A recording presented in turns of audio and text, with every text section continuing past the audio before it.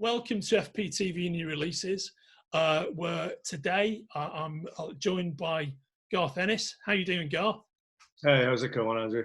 Yeah, I'm good, thanks, mate. All things considered, and we're here to talk about one of the pieces of Marvel work that you're most recognised for. It's probably the thing you're most well known for outside of your own creations like The Preacher, The Boys, and your war books. And that's your epic Marvel run on the Punisher, and more specifically, the first 12 issues of that, Welcome Back, Frank, which is a Punisher classic, which is being recollected as a Marvel Select hardcover, which publishes on March 24th, 2021, and is available for pre-order now at the links attached to this interview. So, mate, how do you feel about Welcome Back, Frank? What is now 20 years down the line? God, yeah, 20 years, which is just amazing. Crazy. That was a funny sort of a time, as I recall. Steve and I were coming to the end of Preacher, and our profile had been, elevated considerably from what it had been 5 years earlier. And I think that Punisher run really took us to yet another level. It was at that time when no matter what kind of profile Vertigo books like Preacher or Sandman or Hellblazer, no matter what kind of profile they had among the people who liked them, there was a big chunk of the US comics market in particular that had never really heard of those books or the people who did them. It was almost ne'er the twain shall meet. And for us to do what was then considered a mainstream Marvel book suddenly introduced our work to a massive new audience. I still see it as one of the books that considerably moved me up a gear and got my stuff out to a whole new audience. Yeah. I mean, as a fan of the book, that's always been my take on it, and I think the interesting thing is that you came to be involved on the Punisher, which of course was just right for yours and Steve's sensibilities. But it's kind of easy to say it was just right for yours and Steve's sensibilities after you did it for a decade and whatnot, and now you've become the guys, right? Because I think Welcome Back, Frank, more than certainly for the Marvel Universe version of the publisher of the Punisher, the publisher. That should be a vigilante series. I'd pay to do that. I could carry on actually with a whole bunch of a riff on that. I'm not going to do it because essentially I want to remain employed. So the thing is, you came onto it. So Welcome Back, Frank is this really indelible run, which I want to talk to you about in a sec. But you came on at such an interesting time because I think was it Jimmy Palmiotti who got you involved in the book, or was it? It was Jimmy Palmiotti and Joe Quesada got Steve and myself involved. They had taken over a number of, I suppose you would say, second-tier Marvel books under the banner headline of Marvel Knights. And they were just trying to get as many slightly different people as possible in there. So Kevin Smith did Daredevil, Grant Morrison did, I think it was called Marvel Boy. We were actually supposed to start The Punisher a year earlier than we did, but I called a halt to that because I just knew neither Steve nor I would be able to handle the schedule. We still had well over a year on Preacher to go. So I think what had happened was Marvel had pretty much run the Punisher into the ground. The early 90s had seen a real kind of Punisher explosion, and they'd sort of reinforced success, and all of a sudden they had 3 monthly Punisher books. I guess although there was a good deal of initial success, there just wasn't the audience to sustain it. The thing staggered on through the 90s. Because Steve and I couldn't start when they initially wanted us to, Joe and Jimmy had a sort of stopgap where there was a kind of magic demon killing Punisher. This is exactly what I was going to ask you about. That, because that is, to my mind, the all-time fucking worst Punisher sequence. The Angel of Death Punisher. It's very poorly executed. Well, people do, remember it with a good deal of ire, and yet at the time it sold reasonably well. It demonstrated, I think, that yes, there was an audience waiting for more Punisher, Yeah, yeah. but not like that necessarily. And I guess in a way, after that, people were clamoring for the classic version of the character to come back, and that, give or take, is what we gave them. So it helped us land with a bit of a splash, put it that way. Yeah. Something that I always thought about that run, that your Marvel Knights run, and then after Welcome Back Frank, you did around, I think it was around about 37 issues of the book before you flipped it to the Max version. Was what set you on the road to the Max version? Because you and I have talked before about actually, I think that what you did. I think what really worked about your Marvel Universe incarnation is the utter disdain and bewilderment that the character feels for the Marvel Universe and for the characters that populate it. And yours is like my favorite ever take on Wolverine, right. which is Yosemite Sam, yeah, exactly, with his face torn off and his tongue ripped out, which was deeply satisfying to read. And I'm a big Spider-Man fan, but the way he treated Spider-Man dreadfully also was tremendously enjoyable to me. But you had, on the one hand, you had that energy within the book, but you had those kind of Tim Bradstreet covers, which were almost like presaging where you went with the character in the Max era. And I was just wondering, at what point, what was the journey from that Marvel Universe take? How did the Max thing come about, and how did you make that leap? Very simple, really. 9/11 happened. Yeah. And I went from writing a book that celebrated a kind of more humorous take on the character and violence in general. This guy making his way through the underside of the Marvel universe and having odd encounters with Marvel characters and so on, to wanting to say something a bit more worthwhile about the nature of violence in the world. Not the specifics of what happened on 9/11 with the attacks in New York and what motivated that, but to look at the kind of world where things like that happen and try and talk a little bit about violence feeding into further violence. You do see little bursts in the previous run. There's a story about a couple of corrupt cops. There's another one about a veteran who's gone crazy, and an ex-Vietnam veteran, comrade of Frank's, who's gone crazy and I think taken out his family or something like that. So you can see it sort of edging into the dark. But it wasn't really until I made that decision that I didn't want to do goofy, funny Punisher anymore. I wanted to say something a little more thoughtful. It wasn't until then that really the idea of starting something like the Max book really took off. Yeah, that's very interesting.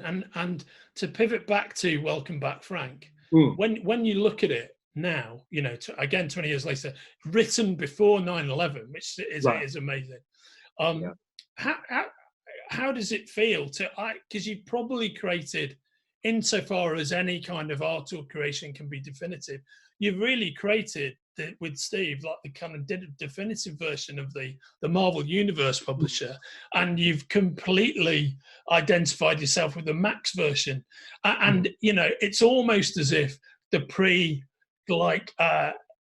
Ennis Dillon stuff doesn't really exist. I think the great thing about coming to Welcome Back Frank is that it really exists as a graphic novel in its own right. It's a nice story. It's a great story that really has everything you need about the character.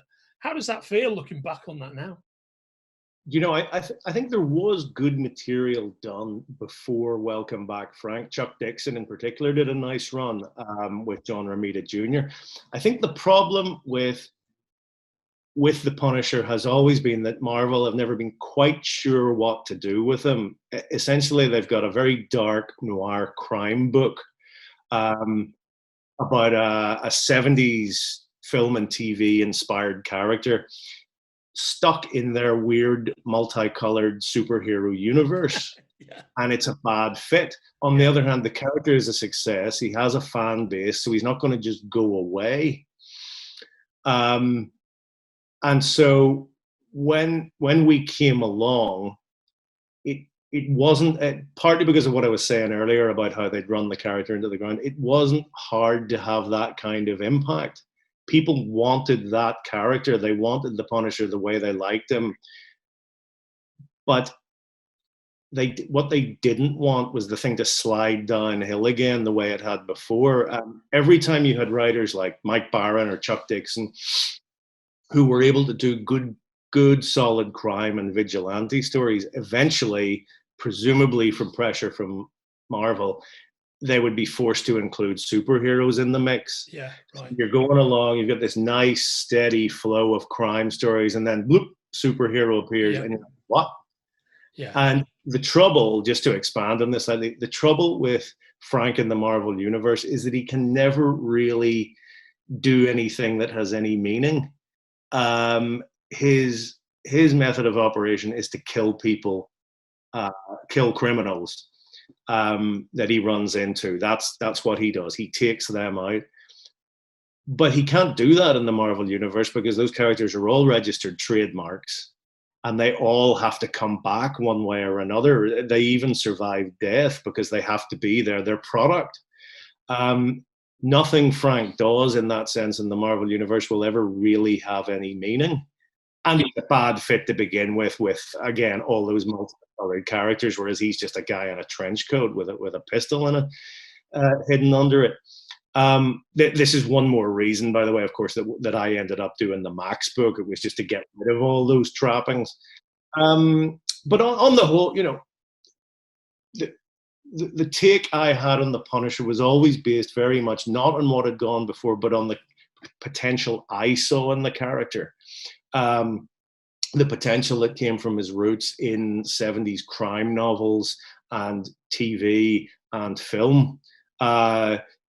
You look at the Punisher and you can see Dirty Harry there. Yeah, right. Obviously, really the same inspiration that led into Judge Dredd and other British comic characters like Dredger and so on, because most of the British comic characters of the time were not inspired by other comic characters. Yeah.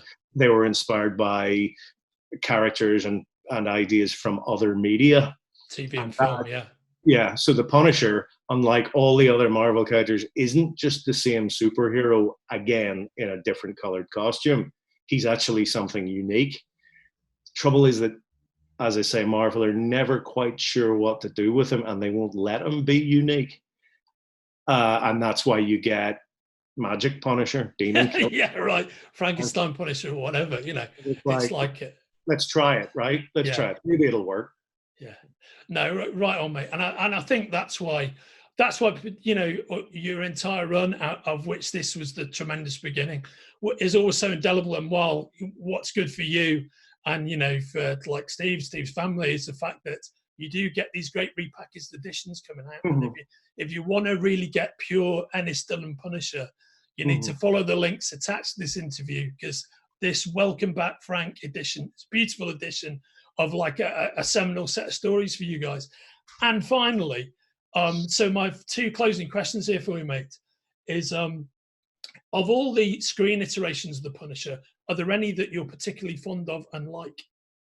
I think they all have something going for them. The problem is, in pretty much every case, not the actor, not even the director. It's usually the script. Yeah, because they always feel a need to pull their punches. The most recent TV show with John Bernthal, I thought he was terrific, and I thought the first season was actually pretty good. The second one really brought out the problem that show had, which was they kind of fell over themselves to avoid showing him as the Punisher, by which I mean the tactical genius who would really smartly mow down a dozen bad guys from 100 yards away with a machine gun rather than closing in to have a fist fight or something. The two movies that preceded it, again, good leads, scripts weren't quite right. And the old Dolph Lundgren one, for all of Dolph's possible limitations as an actor, one thing that film gets right is every time he takes a gun out, he doesn't put it away until about a dozen people are dead. And that's right.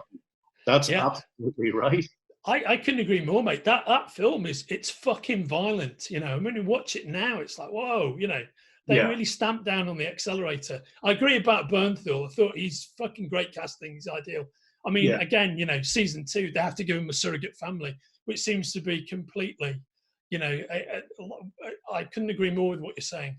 And then my final question for this, mate, is if you had kind of, we were talking about the influence of 70s crime movies and whatnot. Mm-hmm. If you had a 70s crime movie playlist that you were going to recommend to a Punisher fan who was out there buying Welcome Back Frank for the first time, what would be your 2 or 3 that you'd recommend? God, I'm tempted to say Dirty Harry, and Dirty Harry, but there must be more than that. I'm not even sure that I could go too far beyond that, because I tend to immediately think of the other things that were inspired alongside the Punisher, like Dread, like Dredger, things like that.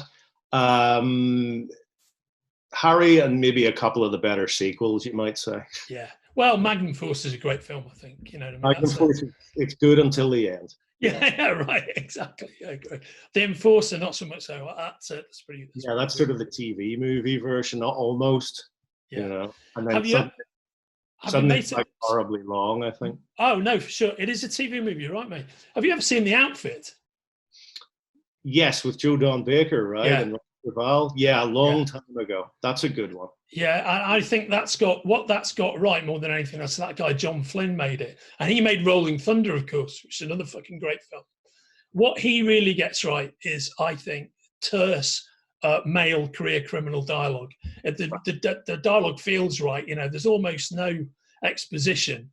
You know, and it's almost like, you know, as if you're watching some sort of like deranged, like you know, Pinter play or something, where they're not even really explaining what the fuck is going on. You're just having to watch them while they're taking people apart. So that's what I'd add into the mix. I mean, I suppose you could also say, even though I don't think it's a particularly good movie, but it must have fed into the Punisher's creation, would be Death Wish. Oh yeah, for sure. Because that's the ordinary guy who can't take it anymore, blah, blah, blah. Yeah. He, you know, in that instance, he's not particularly capable to begin with. He just gets that way. Yeah. So, you know, that's in there, I guess. I just don't think it's that brilliant. No, I think you're right. I recall when I first saw it, I was incredibly excited to see Death Wish when I was a kid. And it was actually spectacularly disappointed. Mainly because Bronson, while he's fucking great in some things, he really has no charisma in that movie at all. You know, it's like he's taken a load of sleeping pills and he's just walking through it. You know, he doesn't seem to be in it. Charles Bronson has a sort of, I don't know, suburban everyman who eventually goes wrong and starts shooting people. I mean, you definitely buy the second part. Yeah, right. But the first part, not so much. It's like you're thinking, come on, Charlie. Yeah, we're going, exactly, mate. I'd argue that Bronson was nearly always better as a supporting player than he was, you know, in a lead role. And, you know, he sleepwalks through his leads. Whereas you'd never forget him in The Great Escape or whatever. He's awesome in that. Or in Magnificent Seven. Battle of the Bulge. Yeah, too right, mate. And on that note, because I could sit here and talk to you about movies like that for a whole hour of this, this has been FBTV New Releases, talking about the new edition of Welcome Back, Frank, by Garth Ennis and Steve Dillon, available for pre-order here. And Garth, thanks for your time, man. It's great to see you as always. Good to see you too, Andrew. Cheers. Take care, brother. All the best. Bye-bye.